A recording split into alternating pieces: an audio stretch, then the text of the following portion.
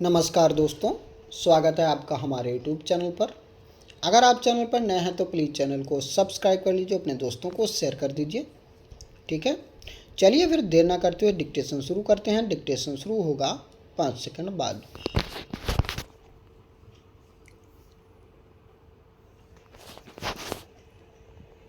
Start.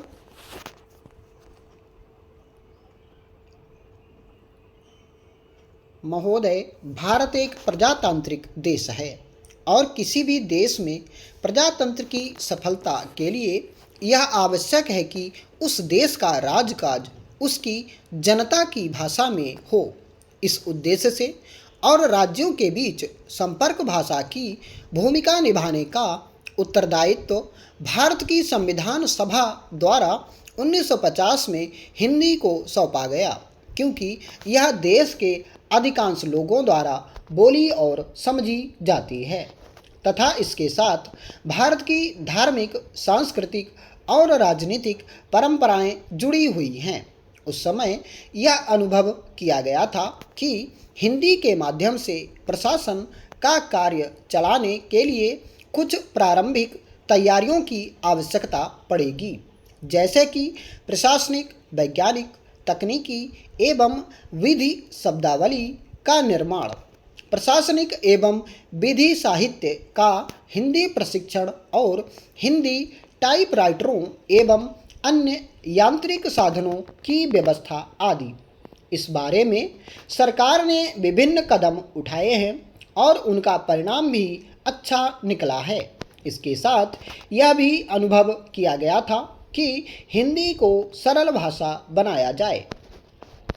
इसके लिए राजभाषा अधिनियम 1963 यथा संशोधित 1967 और राजभाषा नियम 1976 को लागू किया गया, जिससे हिंदी का प्रयोग बढ़ रहा है।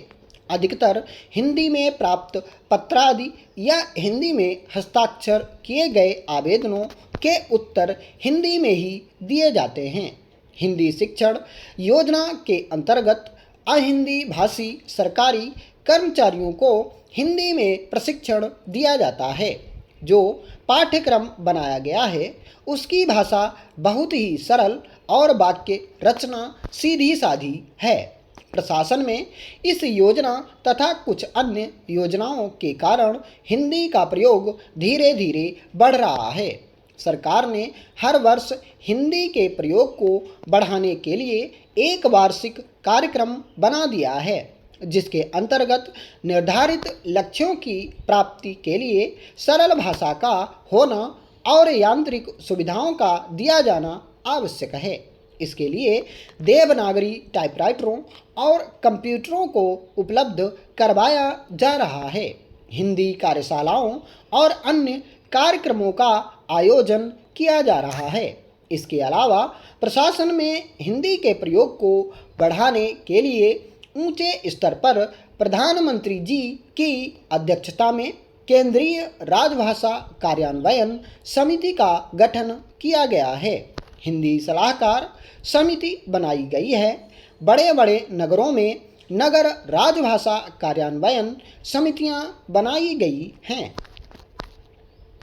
महोदय, हर कार्यालय, मंत्रालय, विभाग में राजभाषा कार्यान्वयन समितियों का गठन किया गया है, जैसे कि हिंदी को राजभाषा के रूप में स्वीकार किया गया है। इसकी पूर्ति के लिए 27 अप्रैल 1960 को राष्ट्रपति ने यह आदेश जारी किया कि सरकारी कार्यालयों आदि में जिन अधिनियमों, सांविधिक, असंविधिक संहिताओं, नियमों, पुराने रजिस्ट्रों तथा अन्य प्रक्रिया साहित्य सामग्री का अनुवाद विधि विभाग के राजभाषा खंड द्वारा और गैर सांविधिक प्रकार के अनुवाद केंद्रीय अनुवाद ब्यूरो द्वारा किए जाते हैं। अस्थायी प्रकार की सामग्री जैसे संकल्प, सामान्य आदेश, संसद के समक्ष प्रस्तुत होने वाली सामग्री व रिपोर्ट आदि के अनुवाद की व्यवस्था संबंधित मंत्रालयों व विभागों द्वारा की जाती है, ताकि भाषा के स्वरूप को सुनिश्चित, सुबोध और सरल बनाया जा सके। अनुवाद अपने आप में कठिन प्रक्रिया है, इसलिए इस प्रक्रिया को कई हाथों में जाने से बचाया गया है, जिससे भाषा की एकरूपता तथा सरलता बनी रहे। इसके लिए प्रशासनिक शब्दों का मानकीकरण किया गया है। इसके लिए वहाँ हिंदी अधिकारियों तथा अनुवादकों की व्यवस्था की गई है। सभी मंत्रालयों, विभागों तथा बड़े बड़े कार्यालयों में अनुवाद की समुचित व्यवस्था हो चुकी है। केंद्रीय अनुवाद ब्यूरो ने अनुवाद प्रशिक्षण का भी पाठ्यक्रम चालू किया है। इसने प्रशिक्षण का स्तर ऐसा बनाया है जिससे कि अनुवादकों में आत्मविश्वास पैदा हो जाता है। हमें अनुवाद के द्वारा हिंदी में काम करने वालों को प्रोत्साहित करना होगा। यह तभी हो सकता है जब अनुवाद में सरलता, स्वाभाविकता, स्पष्टता आदि हो।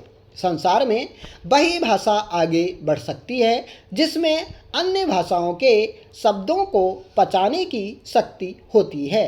हिंदी को समृद्ध तब ही बनाया जा सकता है जब उसमें अन्य भाषाओं को पचा लिया जाए। इसलिए अनुवादकों को इन बातों का ध्यान रखना होगा। अनुवाद कार्य जटिल है, इसलिए यदि अनुवाद के बजाय हिंदी में सोचना आरंभ किया जाए और फिर अपने विचारों को प्रकट किया जाए तो इससे कुछ हद तक समस्या सुलझ सकती है, जिससे वाक्य रचना सीधी सादी होगी। यदि अनुवाद बिना सोचे समझे या अक्षरशः किया जाए तो उससे अर्थ का अनर्थ निकल सकता है। सरकारी कर्मचारियों और अधिकारियों पर जिम्मेदारी है कि वे सरकारी कामकाज में हिंदी के प्रयोग संबंधी नीति का पालन करें और जो लक्ष्य निश्चित किए गए हैं उन्हें प्राप्त करें। इसके लिए हमें हर संभव प्रयत्न करना होगा। महोदय, मैं यह कहना चाहती हूँ कि जो कुछ हो रहा है मैं उससे प्रसन्न नहीं हूँ। वस्तुतः मैं अत्यधिक दुखी हूँ। बंगाल के लोगों के प्रति मेरे मन में बहुत सम्मान और प्रसन्नता का भाव है। देश की स्वतंत्रता की लड़ाई के इतिहास में उन्होंने अपूर्व और विशिष्ट भूमिका निभाई है। अनेक क्षेत्रों में हमें अपने सर्वोच्च नेता बंगाल से ही प्राप्त हुए। राजनीति, विज्ञान, साहित्य, कला और धर्म के क्षेत्र में हमें अपने सर्वोच्च नेता बंगाल से ही मिले। बंगाल से ही हमें अपना राष्ट्रगान प्राप्त हुआ।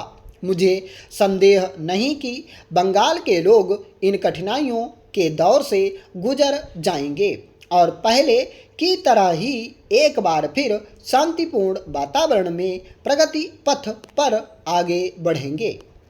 हमारे संविधान का उद्देश्य एक ऐसी सरकार की स्थापना है जो शांति और व्यवस्था को कायम रखे और उसे बढ़ाए।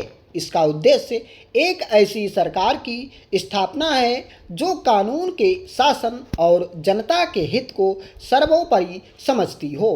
कुछ सदस्यों ने इस सदन तक में और इस वाद विवाद के दौरान भी हिंसा की बात कही है। मैं उनसे अपील करती हूँ कि वे ऐसी बातें ना कहें।